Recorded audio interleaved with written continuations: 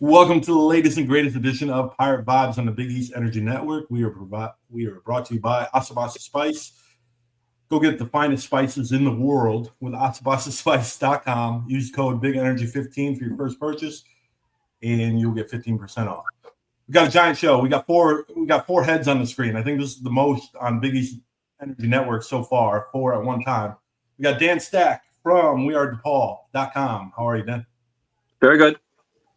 We got Tim Best, the former president of the Bluebeard Army, Seton Hall, top guy over here. I mean, if you want to call it that, of course, the founder of the legendary Sign Mafia had a great run during the Delgado, Carrington, Rodriguez years, and obviously, and covered Big East hoops with the Igloo in years past. And then, to the guy next to me, former host of Hoist the Colors. Well, he's not former yet because he won't commit to Pirate Vibe, so you might still have him. We're negotiating. Maybe we talk off air. Do I have to? I'm kidding. No, I get it. We're gonna have to concede somewhere. Someone's gonna have to concede. Patrick Madden from the Big East blog, hot off the state of the Big East Twitter space that got kind of heated between Providence and Georgetown. Surprise. Well, but not between one of the Georgetown Big East Energy Network guys, but one of the listeners, But Tim and Dan are, when Tim used to do a roundtable on the Igloo, Dan was our DePaul default guy. So it was good to do this space and reminded me of when Tim did it. I think we did one that went 3.5 hours. Yeah. We just couldn't keep 11 guys down to people. People went at it. There were a couple of interesting verbal discussions in some of those. Those were a good time. This was a nice little throwback given in August. Shout out to Raheem at Bleeding Blue and Gray, our Georgetown podcast, who is the organizer, and his co-host Owen, who helped out with that. Give their podcast a listen to on the Big East Energy Network. Yeah, definitely. Look at Patrick plugging it. Maybe Tim, I might have won the negotiations, or maybe lost. I might have lost. Right. I mean, listen. If it means like Hoist the Colors had a good run, but Pirate Vibes. Listen, if this is the move, I want to be all in. You know what I mean? All in. There we go. All right, Dan. We brought you on. We got a bunch of Seton Hall guys because obviously it's a brand new roster with the Seton Hall Pirates, and earlier this week we dive deep into Bud Clark. Today it's going to be Elijah Fischer. Is Elijah Fischer more the guy that was recruited, or is he turned out to be kind of a dud? I just wanted the DePaul guy take because I have big beliefs that I think he'll do better with Seton Hall with Shah. But your take on Elijah Fischer? We'll start there. He's certainly a solid player. I mean, he was a 5-star recruit originally, and then he moved up a class. I guess that took a lot out of his development, but he's somewhere in the middle of your eliteness and a dud. He's a very solid player. He was just in the worst DePaul team I've ever seen in my life 2 years ago. It was just a mismatch of bad coaching, bad role players, just players not knowing their roles and not functioning well together at all. But he is a very talented player, not very good shooter. That's one of the big concerns about him. I see he hasn't even cracked 30% but he's a 54.2 career 2-point scorer. He plays bigger than his size. He's a very aggressive, muscular, active player, and he's somewhere in the middle of that. Great to middling. Very solid player. Not an alpha, but a good beta to have on your team. I think he was, one of the bright spots, one of the 2 or 3 best players on that terrible team 2 years ago. One of the things I thought in looking, and I looked at the highlights of that season 2 years ago and some of his highlights from Pacific, is that for whatever reason, he sort of takes possession of the ball and sort of was doing his own thing, particularly a lot at DePaul. So if he's playing with a point guard of the quality that we have been led to believe that Bud Clark is, do you think that improves Fischer's, let's say, shot selection because a point guard will steer him in a direction where he takes a higher quality of shot? I guess that would be the hope. Yeah, he's not a great ball handler. That's another one of Elijah's weaknesses. But once he gets into the paint, he's a very effective a closer. He's good at finishing shots. He's got a good, good passing. And sometimes there was some times when Jalen Terry was pretty good in his role on that pot. But when we had Stubblefield, we had also the guys just Matt Brady. But no, yeah. Well, I'm saying like the other point guard. What was his name? Caleb Murphy wasn't very. Caleb Murphy was a terrible fit for DePaul, and especially alongside Elijah, because they were both not very good shooters. But as long as this guy is a good, the guy Clark is a good shooter, it's a good running mate he can work with. I think that they can gel. See, I see one of the things that, and Bryan's talked a little bit about this, is that I see Fischer for better or for worse, Fischer's probably going to play the 4 because, as you point out, Dan, he plays bigger than his height. So I think that if you thought about one potential lineup for Seton Hall, Holloway's going to have to play small because he doesn't have a lot of quality height on this roster. So you put a Fischer guy who's comfortable playing inside, and you play him at the power forward position, and then you play Seton Hall's various wings around him. But I think, one of the things I'm excited, and you pointed it out, Dan, was that he is not afraid to go inside. Yeah. He will take anybody on. You saw it at DePaul, you saw it at Pacific, where he was basically, for lack of a better term, he was trusted with getting more of the offense. Because frankly, neither of those teams was particularly good. Yeah, if he's playing small ball and you got him playing a 4, and he's effective in that role, he can definitely get some mismatches on if he's playing small ball or he's playing 4, because he's still very athletic. He's still quick. He's got a great leap. He's got a good second burst. He's a good rebounder. He's good on the deflection. He's a good man-to-man defense. The only thing is, he's not a good ball handler, and he's not a good three-point shooter. And that's, if you put him in a small 4 ball, I think he can be very effective for you guys that way. Go ahead, Tim. Yeah, I mean, the thing was that with Elijah, when you have a team like DePaul, and I know Dan, touched on it, when you can talk about a team that went 0-20 in the Big East, and damn near stole one from Villanova in the Garden. I was praying for that from home, to be honest. But yeah, when there's so many lowlights, a player like Fischer does stand out. And you want to, when it comes to a player like him, you want to play him to his strengths. We've already cited not that great of a shooter, not that good on the dribble either. So where is he effective? His athleticism, his ability to get to the cup, and closing and scoring at the rim. So at the 4, that's more of his sweet spot. And, Seton Hall and specifically Shah has maximized potential of guys with similar stature. Big case in point, Dr. Dre Davis, who had a pretty good run at Ole Miss just this past year, helped get him to the Sweet 16. And he was only 6'6", playing the 4 and at a very high clip. Nearly got himself most improved in the Big East in his last year, the year that the Hall won the NIT. So while the drawbacks are glaring, I think Shah can do a good job of masking those and hyperfixating on showcasing his abilities rather than his inabilities, if that makes sense. Yeah, I could definitely. I totally agree. I mean, he's been playing for his 4th coach, but he is very coachable.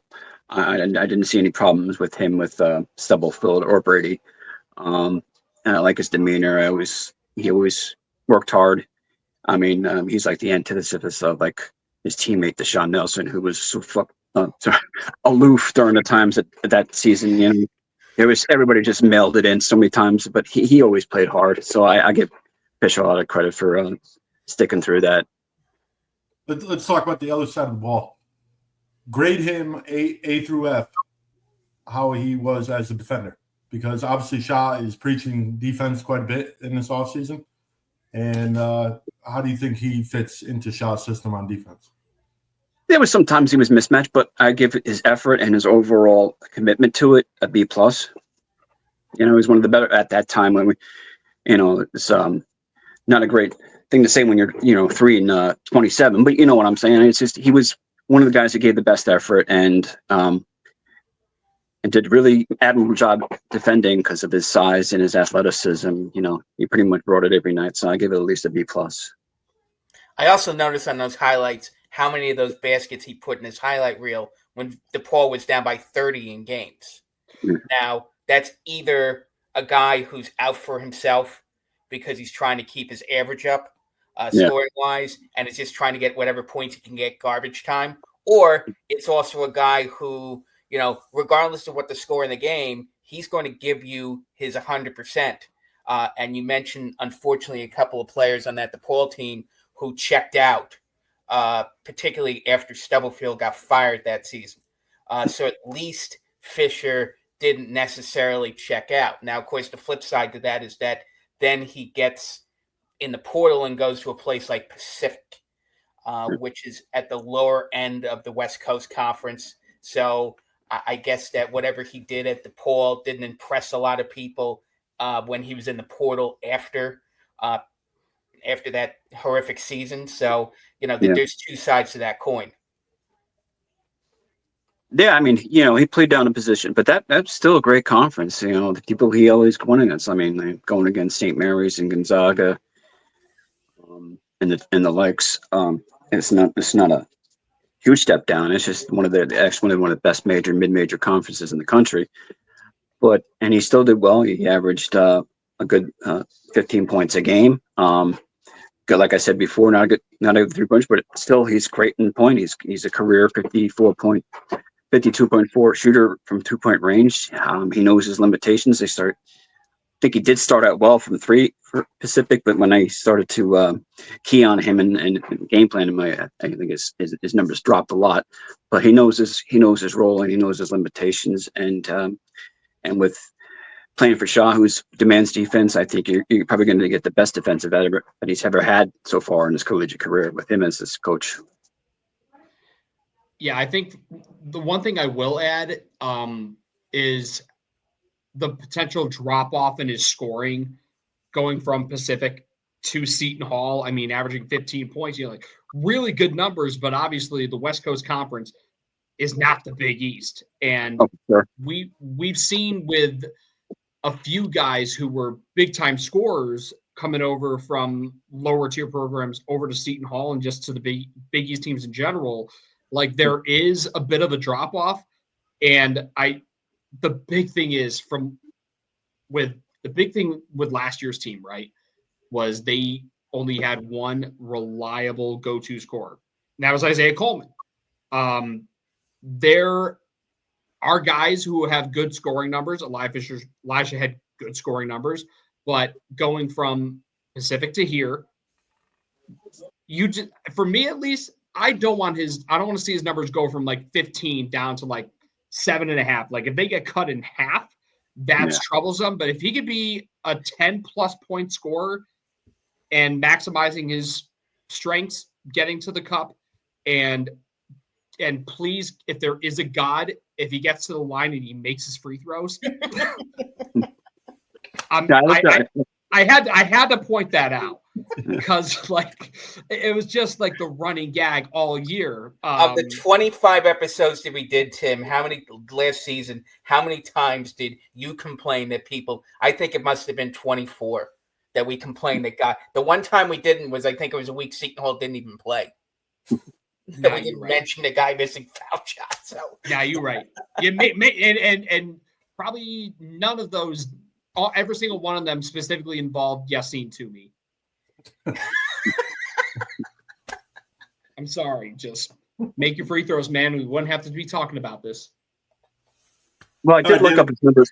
I was going to say, I did look up his numbers to make sure he was solid. I guess 73 to 75% future. I don't know if that's good enough. I will take that. For what it's worth, 73 to 75%. Like that's that's a comfortable percentage to be at. Like if I'm seeing him go to the line in crunch time 73 to 75, I'm like, okay, I feel pretty good about him getting to the line, getting us 2 points to either claw back into a game or to put a game to bed. Definitely. All right, Dan, we're going to bring you back after the break. We're going to talk about the current. We're going to go behind enemy lines here and talk about the current DePaul team. Right back on the Big East Energy Network.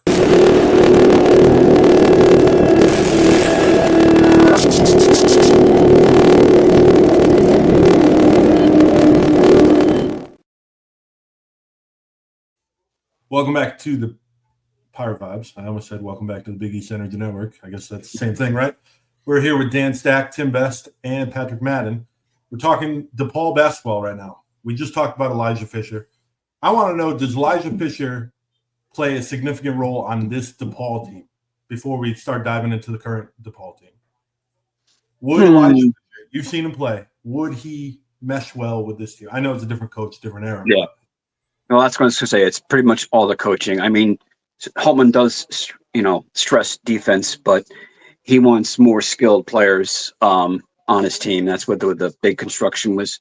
The first year was getting more skilled players after, we had such a good airport team the year before with, good athletic traits. He's more of a skill guy. That's why he brought in guys like Isaiah Rivera, Troy D'Amico, Connor Enright. So he stresses the ball inside out movement, 4 out, 1 in. So he likes that. But he noticed in the Big East last year, especially when they started out, it took a while to win that first game before they beat Georgetown. I think they went 0-12 or 13 or something, what it was like that. He noticed, and I noticed that when the first game when they played St. John's, I just noticed, it's like they were playing a professional team. They just were just so overly physically overmatched. But he did address that, and I would say, he would have a part, but he would be coming off the bench with someone like Holtman. I think he wants more guys that can be a threat on the floor to shoot from three.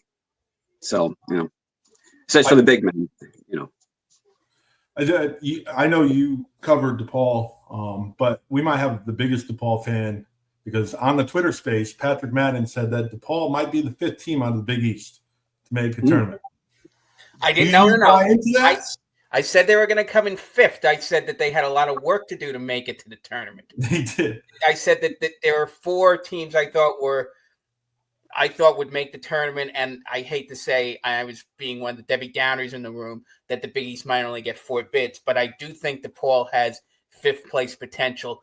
I love that big 3 you're bringing back more than a lot of other people do. CJ Gunn was a big-time recruit at Indiana, and I think towards the end of the season, CJ Gunn was, particularly in the Big East tournament, he really started to put his stamp on things during the season. So what are your expectations? I think CJ Gunn is a sleeper all Big East. So I want to know what your expectations are, Dan.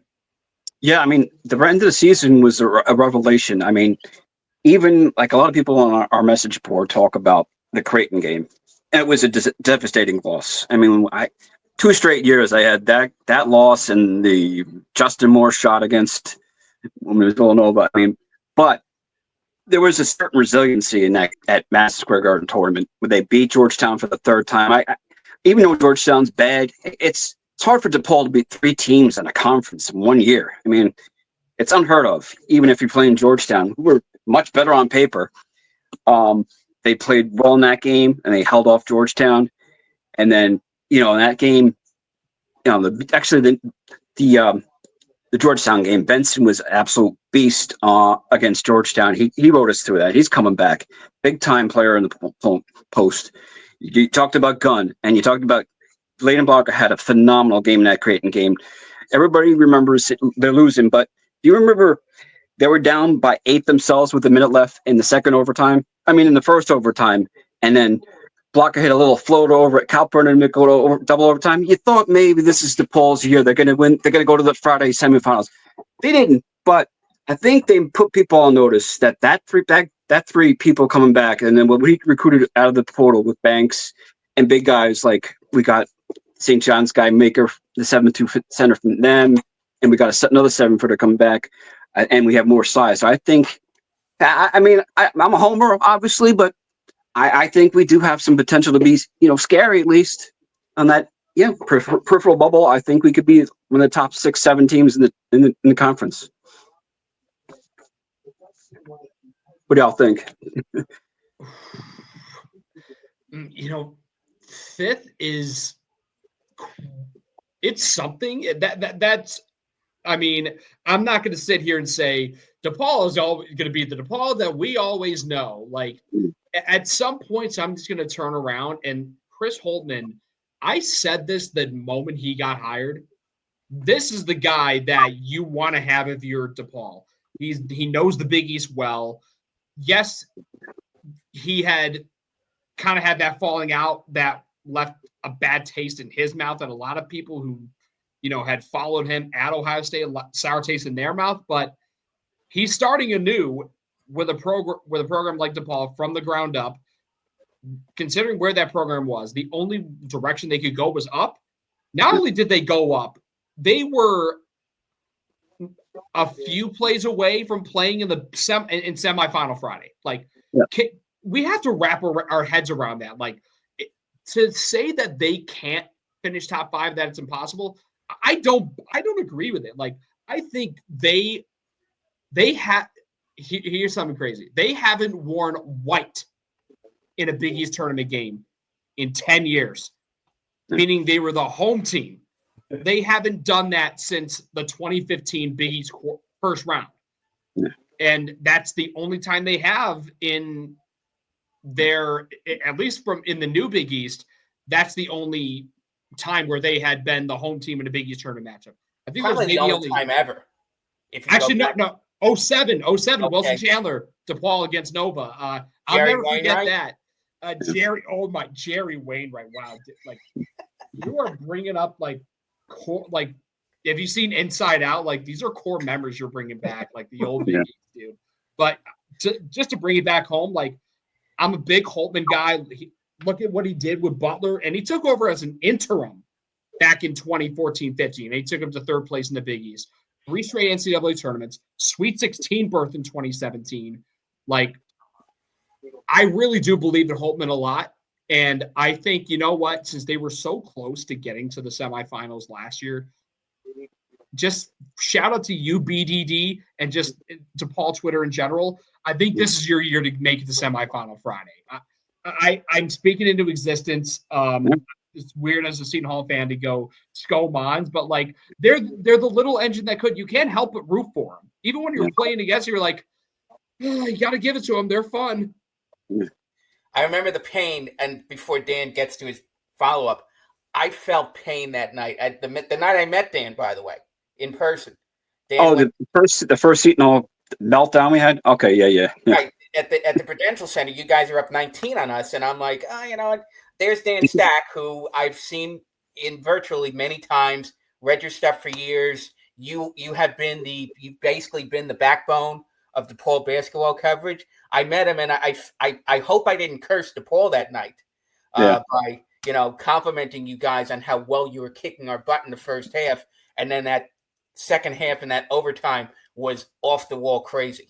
Yeah. Just things that shouldn't have happened in that game.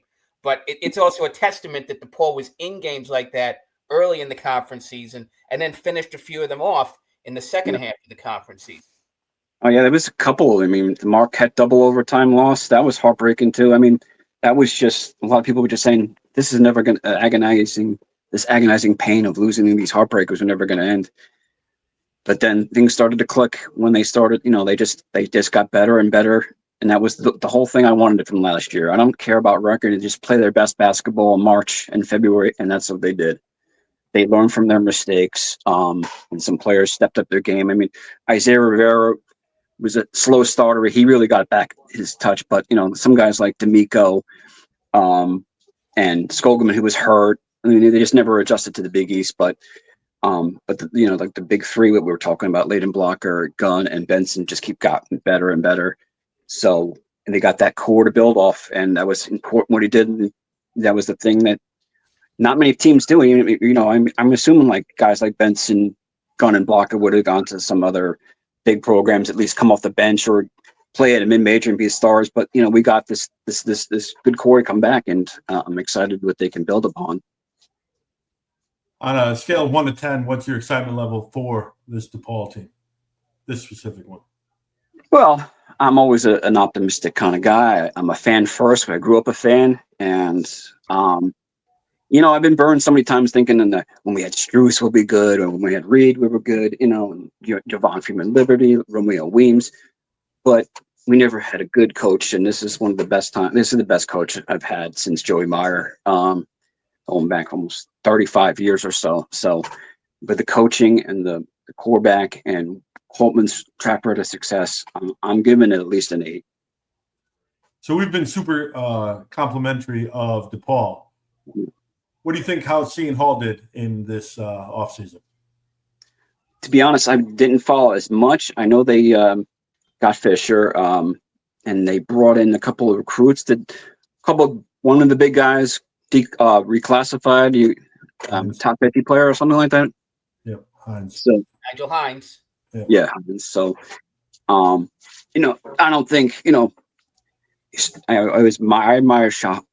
I mean, I had a really tough decision tough go with last year, losing all, so many players to the portal, and that set you guys back. I'm rooting for him too. I'm just not when they played DePaul, but I'm just, I noticed that you guys looked at the, there's this poll I was told on the message board. There's the top 144, and they had Seton Hall at number 11 in the Big East, and Providence in 10. I think they haven't come out with the poll yet, and there's still like 75 teams left to go. You know about this poll?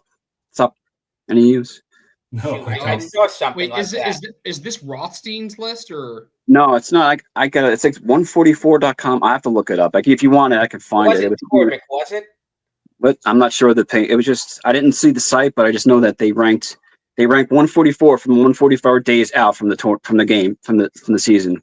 So they're down to 75 days away or something right now, and DePaul hasn't been listed yet. So they're going to be listed in the top 75. I mean, they certainly. I'll be interested to see if they end up ranked in. I know our guest last week, Sam Fetterman, pointed out specifically he didn't have Seton Hall in the top 100, and then he had Xavier at 81 and Villanova at 80. So I want to circle back if and when we finish ahead of at least those two schools to Fetterman's top 100, where he intentionally pointed out Seton Hall's not in it. He was very complimentary of us when he was on the episode, by the way.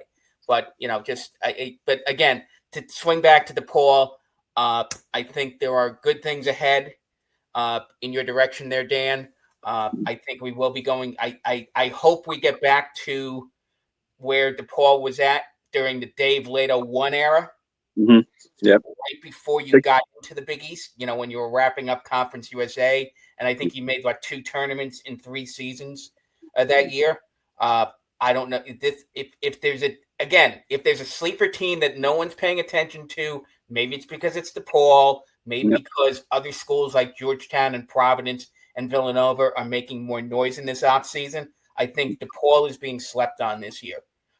And again, I hope that, you have a lot more good stuff to write about on We Are DePaul. And if you're not following DePaul yet, We Are DePaul is a great opening spot for you to get at least your base knowledge of what's going on, all things DePaul. And Dan has always been one of my go-to guys to get some insights as to what's going on with the DePaul Blue Demons. Yeah, I'm the East Coast correspondent. I've been to all the East Coast DePaul games. Haven't been in any Midwest yet, except for DePaul itself. And I got Steve Newhouse, who is the publisher, and he's got our guys on location there too. So Joey Polizzi and not Caleb Nixon, Joey Polizzi and Scott Phillips, who's also a veteran of the college basketball writing scene. So give a shout out to those two as well. Very nice. Tim, this is your Pirate Vibes debut. Grade the offseason for the Pirates. Quickly. I know you could probably go on a rant for 25 minutes about it, but summarize it, basically. And we'll have to bring you back on so we can dive a little bit deeper. But this is a little bit dedicated to DePaul. Absolutely. First of all, thank you. Thank you for having me on. Really grateful to, get my foot in the door with y'all. But a offseason grade for Seton Hall. I'd probably give it like a solid B. I think I'm maybe for a lot of the outside pundits, and I'm probably being a little generous, and bias be damned, like I don't care. Like there's optimism because now Seton Hall is a real point guard. They didn't have it last year. No disrespect to Dylan Adewusu, but Bud Clark's a legit point guard, and you don't have to put on the training wheels and then eventually have to take them off in January or whatever. So I like what Shah did a lot more than what he did last year. I feel like I was foolishly optimistic about what he did in the portal and to construct last year's roster. And obviously I was very wrong about it. I hope I'm not very wrong now. So I do have faith in Shaheen Holloway. Listen, he didn't take a St. Peter's team to Elite Eight for no good reason. And he didn't win the NIT based on luck. He is a good coach. Last year, to quote Forrest Gump, Forrest Gump didn't actually say this, but shit happened. Shit happened last year. And you just got to turn the page and look forward to this year. And this roster, I will say, is a lot better. And now the energy now is shifting, especially after the big recruit that he landed recently that, will be coming in, not this season, but next season. But you feel the tide turning a little bit with the program, the momentum starting to swing back on our side. So the way I see it, only direction we can go is up. And I thought that was an overall solid offseason by Shaheen Holloway and his staff. And so solid B. That's what I'm giving it. B for best right here. And B for Tim Best. To pivot off of what Tim said, we have Bud Clark and you don't. Correct. So if you want to buy the T-shirt, BigEastEnergy.com, we are selling the T-shirt. We have Bud Clark, and your team doesn't because we finally have a point guard, so we're celebrating it. I don't know if he's a Leighton blocker, by the way, but that's a side point. I just want to ask Tim a question. I saw him at Big East Media Day, and you were going to ask Holtman a question. Did you ever ask him about your sign about Tyler Lewis? I did not have the time for that. Maybe I did. Last year was just a blur to me, honestly. A lot of stuff happening, but the guy I did talk to was Butler's sports information director, who was the SID and was the one who tweeted that photo of Tyler Lewis holding the sign on the plane. I cannot believe this February is going to be the 10-year anniversary of why that happened. What was the sign again? Tyler Lewis still orders off the kids menu. Yeah. and Tyler told me, he was one of my first former players I ever interviewed on the Igloo. He told me then, and I hope this is still true 6 years later, that it's still at his parents' house in North Carolina. That's hysterical. That's great. That's when you know you've made it. Yeah. Well, thank you, gentlemen. It's been a pleasure tonight catching up on DePaul because, like I said, there's not a lot out there, but Dan Stack is one of the best guys out there if you are trying to lock into DePaul. Patrick, Tim, Dan, thank you. Stay true, stay blue, and vibe on. Ahoy there! Ahoy, me hearties!